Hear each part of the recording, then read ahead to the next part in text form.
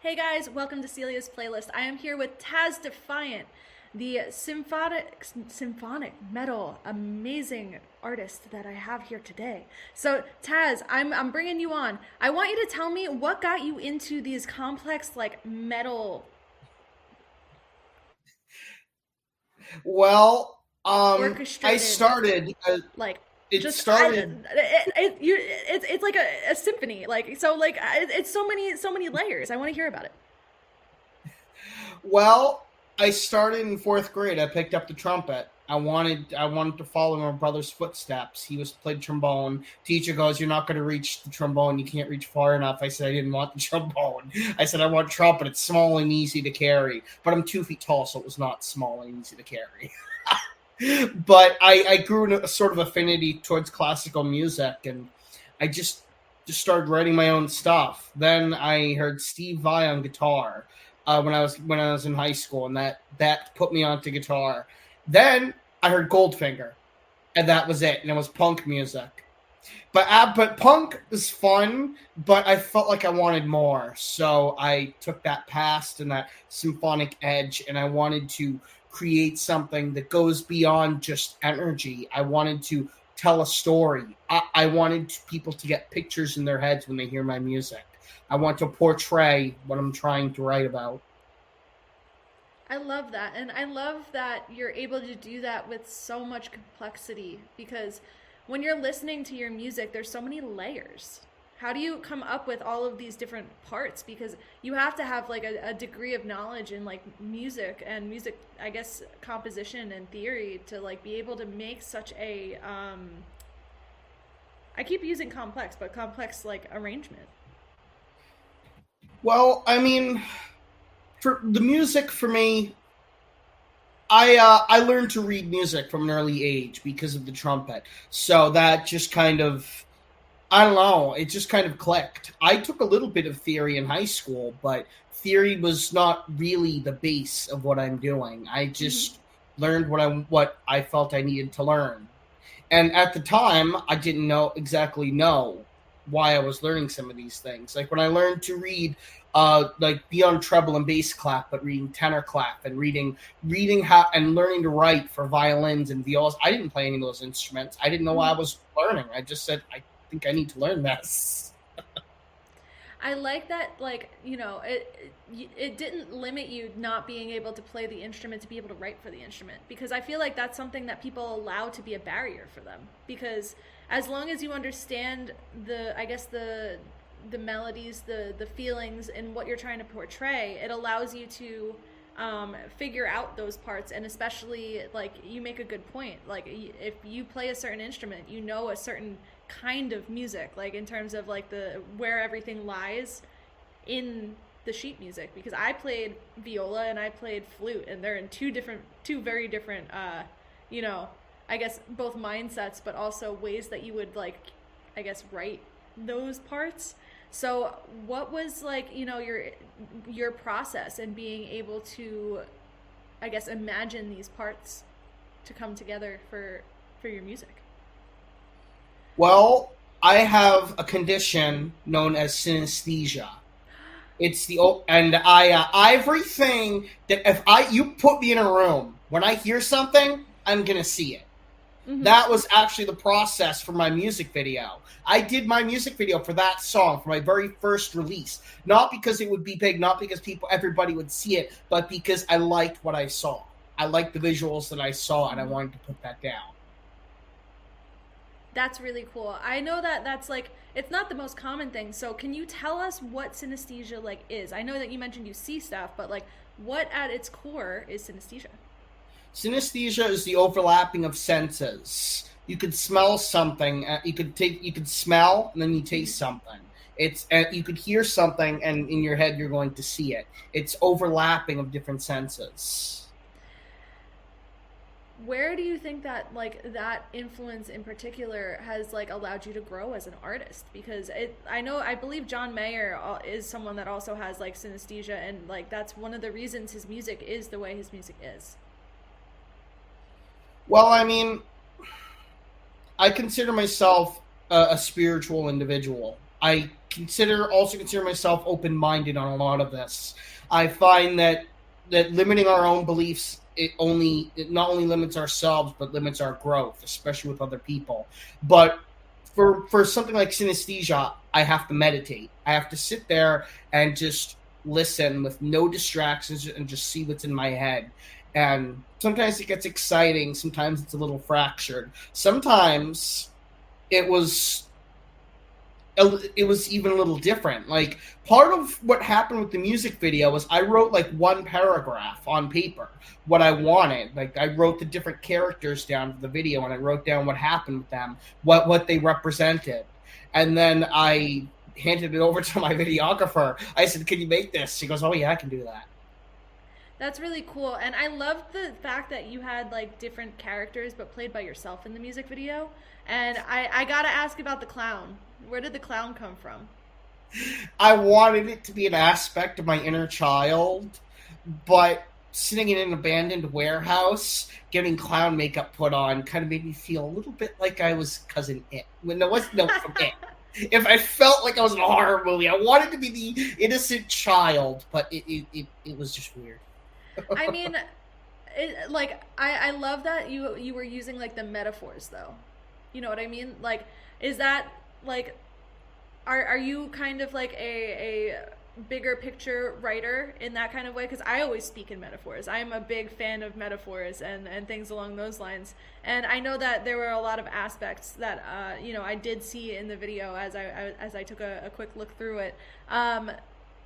Does that affect, I guess, your process when you're creating as well? Like, I know it definitely affects mine. Yeah, I suppose it does. It is all metaphor and bigger picture for me. I'm writing what I'm writing about, and I'm putting emotion behind it. But I want the listener to come up with their own interpretation and to learn it in their own way. I feel like there's more opportunities not just my growth, but for the listener to think outside the box a little. I like that, and I think that it comes through in your music because you're building like an atmosphere within your song, not just a composition. You know what I mean? Yeah.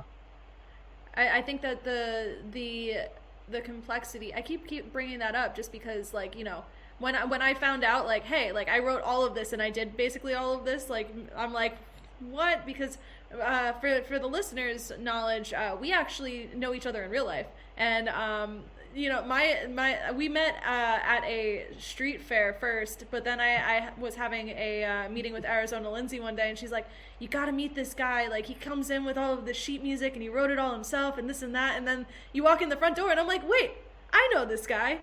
And and I loved the juxtaposition because I met you. I think that you were buying poetry from our friend Bruce. And, No, I wasn't buying it. Or the guy next to you was. We But tried at a very but specific request that I don't want to get into. we don't have to get into that. But that was the setting in which we met, and like, just like with everything else, like when you meet people in that way, you never know what kind of person and what kind of like background they have. So meeting you as a person and then as an artist was like a really cool moment for me because it showed the dimension that you have as a person. Only one. Oh, that's only two of my dimensions, though. Oh boy, there must be more dimensions. That's another story. So once you get past the writing process, like, what is the studio process like for you? I will admit I'm not always great with drum lines. That's one thing I've never been able to get the hang of. In fact, I played drums before I played guitar, and I was so bad. That's why I switched to guitar. I learned to read the music, though, so I'm grateful for that. Mm-hmm. But usually I put it together, and I run over it with my team, with my producer. Arizona Lindsay writes fantastic drum lines. Everything she puts in there is absolutely incredible. And once that comes to life, everything else just kind of lands into place. But the guitar work for me, because I play guitar, has been something I never expected any of these songs to take the turn they did. A lot of my guitar lines just kind of, I write it down, but they end up making themselves. There's a solo towards the end of Devil Inside, right at the very end when he goes, "You hate it, this all should stop." There's this little solo. I didn't plan that. we were recording, and I said, turn on the recording, and I just put something in. I love that. And I love that you're able to like allow things to develop because I feel like especially when it's someone that's writing and like, putting together their own songs, like you get into that mindset of like it has to be this. And being able to have that flexibility in the studio, not even just working with a producer, but like mentally to be like, ah, yes, let's develop this more is a very cool thing. And it allows for like growth within the actual music, I feel.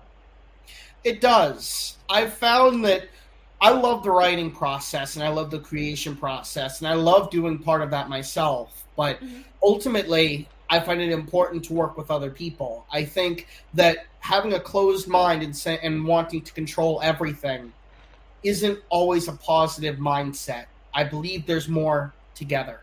I think it's important that we understand how we control ourselves and how much we can control ourselves. But ultimately, we are not alone. Nobody is alone. And by accepting that, we can learn to grow not just our work, but ourselves as people. We can let go of our weak points. We can let go of insecurities and see that everybody has something to offer. Definitely, and I think that's really also important within the creative communities to have a thought process like that because you never know what someone's going to come out with, especially like if they're trying to collaborate and widen their I guess scope of what they do as well. So that's just me brain dumping. So I want I want to ask you what is the future hold with Taz Defiant? What are you working on these days? Like what are you creating? I'm creating myself. Ooh, that's I'm a I'm great answer. moving. I'm moving to Brooklyn, which doesn't sound far because I'm on Long Island, but for me, that's a lifetime because I'm trying to leave all my baggage behind me. Everything is being let go of, and I'm Mm-hmm. starting a new beginning. And I unfortunately had to delay the release of my first album due to this new beginning, but it was time, and I just want to see where it goes. I want to keep making music. Music is not only therapy for me, but it's the reason that I'm alive. And I don't plan to stop, but I want to see what happens. I'm trying tons of different avenues. I'm looking into sync licensing.